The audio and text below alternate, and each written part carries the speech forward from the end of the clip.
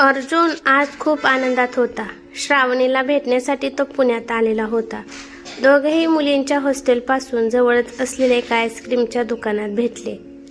मला उशीर झाला का? नाही, मीच लवकर आलो होतो. मी तुम्हाला एक विचारू का? जे काही विचारायचे आहे सगळेच विचारून टाक. लग्नानंतर गोंधळ नको. तुम्ही MSc केमिस्ट्री मग गावाकडे का राहता? पुण्यात येऊन नोकरी का करत नाही? स्पर्धा परीक्षांचा अभ्यास का करत नाही? 25 एकर शेती आहे आपली. शिवाय आता मी पाटील घराण्याचा एकुलते एक वारसदार. माझ्याशिवाय ती शेती कोणी पाहणार नाही. नोकरीतून जो पगार मिळेल त्यापेक्षा जास्तच उत्पन्न घेतो मी शेतीतून. मग काय गरज नोकरीची? अर्जुनच्या उत्तरातून श्रावणीच्या लक्षात आलं की हा मुलगा कधीही त्याचे गाव सोडून शहरात येणार नाही. तुमच्या आईचा स्वभाव कसा आहे? अर्जुन खदखदून हसायला लागला. एकदमच सासूवरच आली की तू. माझ्या आईनेच पसंत केली आहे तुला. पण खरं सांगू का, तुझा फोटो पाहिला आणि मी प्रेमातच पडलो तुझ्या. ग्रामीण भागातील असूनही पुण्यात कॉम्प्युटर शिकते तू. इतकं भारी इंग्रजी बोलते तू. तुझं बोलणं हसणं सगळंच आवडतं मला. कधी एकदा तू लग्न करून माझ्या आयुष्यात येशील असं झालं आहे मला. श्रावणीला काय बोलावं ते समजत नव्हतं. तिने लाजून मान खाली घातली. लग्नाचा दिवस येईपर्यंत अर्जुन आणि श्रावणीने एकमेकांच्या आवडीनिवडी, इच्छा, हनीमून स्पॉट सर्व गोष्टीवर गप्पा मारल्या होत्या. 2 डिसेंबर लग्नाचा दिवस उजाडला. नवरदेवाची वरात पारावरून येऊन मंडपात उभी राहिली. पण नवरदेवाला ओवाळण्यासाठी वधूपक्षाकडून कोणीही पुढे येईना, कारण नवरी एक चिठ्ठी लिहून पळून गेली होती. तात्या, मी खूप मोठी चूक करत आहे. पण लग्न करून आयुष्यभर ॲडजस्ट करायला माझं मन तयार होत नाहीये. आईसारखं केवळ चूल आणि मूल करायला नाही जमणार हो मला. तुम्ही शोधलेल्या स्थळात काहीच कमतरता नाही. त्यामुळे मी तुम्हाला कितीही सांगितलं तरी माझ्या या विवाह बंधनातून सुटका नाही. म्हणूनच तुम्हाला न सांगता मी हे घर कायमचं सोडून जात आहे. शिकवा शिकवा, अजून शिकवा पुरीला. तात्या स्वतःच्या बायकोवर ओरडतही होते आणि रडतही होते. वर पक्षाच्या घरीही स्मशान शांतता होती. पाटील यांच्या छातीत दुखायला लागले होते. सगळ्या गावासमोर नाचक्की झालेली होती. पण तरीही आपल्या कुटुंबाकडे पाहून अर्जुनने स्वतःला सावरले. श्रावणीने पुण्यात येऊन हॉस्टेल सोडले. दीक्षा नावाच्या मुलीसोबत एका फ्लॅटमध्ये ती भाड्याने राहू लागली. एका कंपनीत तिला नोकरी मिळाली होती. दीक्षा खूप दारू प्यायची, पार्ट्यांना जायची. पण पर्याय नव्हता म्हणून श्रावणी तिच्यासोबत राहत होती. 4 वर्ष अशीच गेली. एका रात्री दीक्षा 2 लाख कॅश असलेली बॅग घेऊन आली. दीक्षा काही विचारणार तेवढ्यात तिच्या मागे एक रुमाल चेहऱ्यावर बांधलेला तरुण फ्लॅटच्या आत शिरला. बॅग इकडे आण, नाहीतर फुकट मरशील. बॅग मिळणार नाही. तू आधी बाहेर हो. त्या तरुणाने पुढच्या क्षणी दीक्षाच्या पोटात चाकू खुपसला आणि बॅग घेऊन फरार झाला. श्रावणीला काही समजत नव्हते. फ्लॅट संस्कृतीत तिच्यासाठी कोणी दरवाजाही उघडणार नव्हते. तिने पटकन दीक्षाच्या पोटातून चाकू बाहेर काढला आणि रिक्षा घेण्यासाठी खाली गेली. एका रिक्षावाल्याला सोबत घेऊन ती फ्लॅटमध्ये पुन्हा आली तर रिक्षावाला ओरडतच खाली पळाला. श्रावणी दीक्षाजवळ गेली तर तिचा श्वास बंद झालेला होता. तेवढ्यात वॉचमन फ्लॅटमध्ये आला. पोलीस स्टेशनमध्ये फोन करण्यात आला. श्रावणी आता निराश झाली होती. दीक्षा प्रकरण आपल्याला खूप महाग पडणार हे तिला समजून चुकलं होतं. रडून रडून तिचे डोळे लाल झाले होते. पोलीस संपूर्ण फ्लॅटमध्ये फिरत होते. दीक्षाची बॉडी पोस्टमॉर्टमला पाठवण्यात आली. दुसऱ्या दिवशी सकाळी श्रावणीला पोलीस स्टेशनला चौकशीसाठी बोलवण्यात आले होते. सकाळी 9 वाजता श्रावणी पोलीस स्टेशनला जाऊन बसली. कधी हे प्रकरण संपेल असं झालं होतं तिला. साहेब आले नाहीत अजून. 10 वाजता येतील. केबिनमध्ये जाऊन बसा, पोलीस हवालदार म्हणाला. केबिनमध्ये शिरताच टेबलवरील अर्जुन पाटील पाटी वाचली आणि श्रावणीच्या डोळ्यातून टप टप पाणी यायला लागले.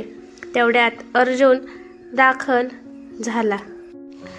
तो येता श्रावणी पटकन उभी राहिली. मर्डर केस. चाकूवर तुझ्याच बोटाचे ठसे आहेत. हॉलमध्येही सगळीकडे फक्त तुझ्याच हाताचे ठसे आहेत. तू खून का केला? खुनामागचे कारण समजत नाहीये. ते तूच सांगून टाक आणि प्रकरण मिटव. मी खून केलेला नाहीये, पण पुरावे तर तेच सांगत आहेत. काल काय झालं होतं ते मी लेखी जबाबदार सांगितलं आहे, पण ते सगळं खोटं आहे. तू तुरुंगात नक्कीच जाणार. आजपर्यंत केलेल्या सगळ्याच गुन्ह्यांची मी शिक्षा देणार आहे. मिस श्रावणी. हे बघा, चुप, बिलकुल चुप. गोखले, गाडी काढा. आमदारांनी बोलवले आपल्याला. मॅडम, रोज सकाळी यायचं इथे चौकशीला, समजलं ना? श्रावणीला दिवसभर काय करावं काही समजत नव्हतं. संध्याकाळी ती पुन्हा पोलीस स्टेशनच्या बाहेर अर्जुनची वाट पाहू लागली. रात्री 9 वाजता अर्जुन बाहेर आला. तो बाईकला किक मारणार तेवढ्यात श्रावणी त्याच्यासमोर आली. मला बोलायचं आहे तुमच्याशी. बोल. मी खूप चुकीचे वागले होते 4 वर्षापूर्वी. मला माफ करा, पण मी हा खून केलेला नाही. प्लीज मला यातून सोडवा. लॉजवर चलते का हनीमूनसाठी? महाबळेश्वरला तर जाऊ शकलो नाही तर लॉजवरच जाऊन येऊ. तुझे सगळे गुन्हे माफ. बसते का मग बाईकवर? अर्जुन. काय बोलावे ते समजत नव्हतं श्रावणीला आणि पुढच्या क्षणी अर्जुन निघून गेला. दुसऱ्या दिवशी श्रावणी पुन्हा केबिनमध्ये येऊन बसली. काय काम करतेस तू? कंपनीत आहे. लग्न झालं का बाकी आहे तुझं? ओहो सॉरी. रोहन. रोहन बॉयफ्रेंड आहे ना तुझा? लग्न न करताही सगळ्या गोष्टी करतात आजचे तरुण आणि तरुणी, नाही का? तुम्ही मला चुकीचं समजत आहात. रोहन माझा नाही, दीक्षाचा मित्र होता. 2 मुलींचा एकच मित्र असू शकतो ना? मी अजून रोहन नावाच्या व्यक्तीचं तोंड देखील पाहिलेलं नाही. कमाल आहे बुवा. तू रोहनला पाहिलं नाही? वॉचमनने रुमालाने तोंड झाकलेला तरुण पाहिलेला नाही. पैशाची बॅग तर अजून तुझ्या आजशिवाय कोणीच पाहिलेली नाही. बाकीचं उद्या पाहू. निघ. रोज सकाळी पोलीस स्टेशनला येणे, 3-4 वाजता केबिनमध्ये जाणे, अर्धा तास अर्जुनला सामोरे जाणे असे चक्र सुरू होते.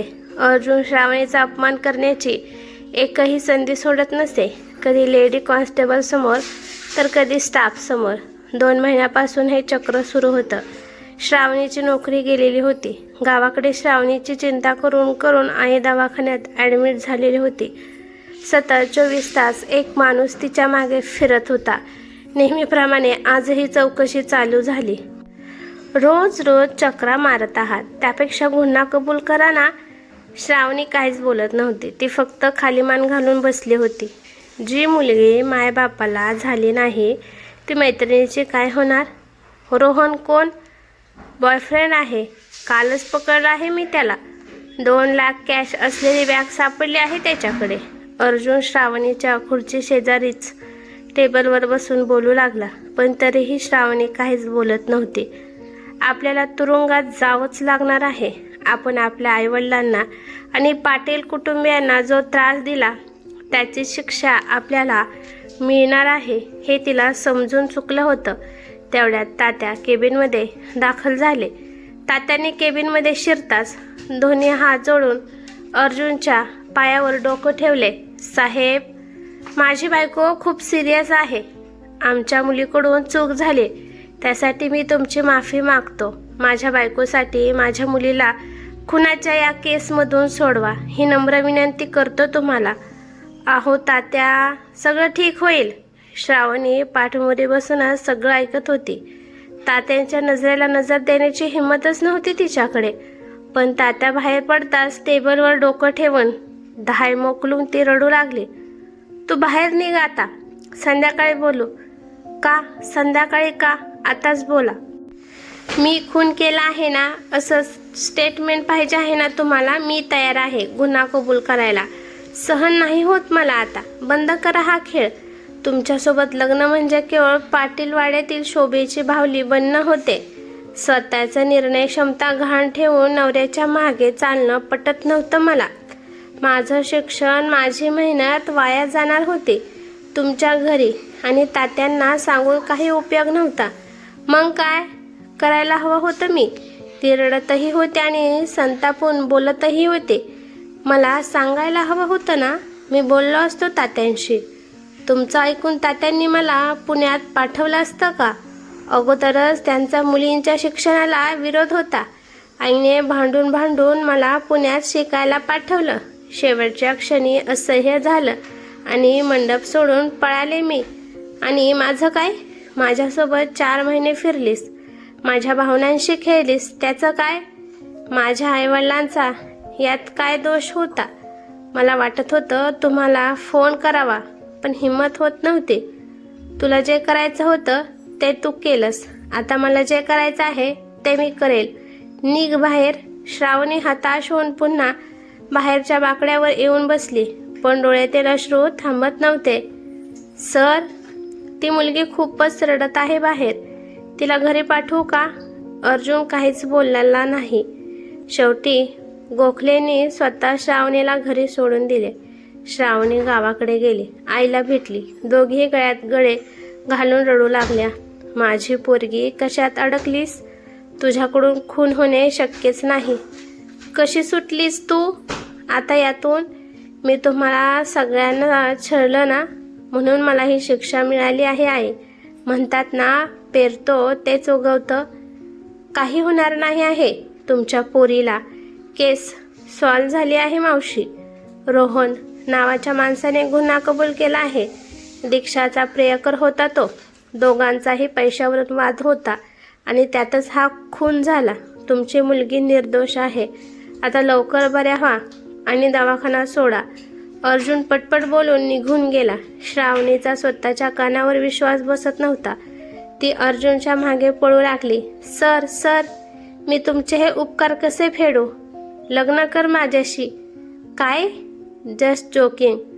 मुलगा आहे मला आता 1 वर्षाचा. मिस श्रावणी. ही कथा कशी वाटली ते मला कमेंट करून नक्की सांगा. कथा आवडली तर लाईक शेअर नक्की करा आणि चॅनलवरती नवीन असाल तर चॅनलला सबस्क्राईब करा. धन्यवाद.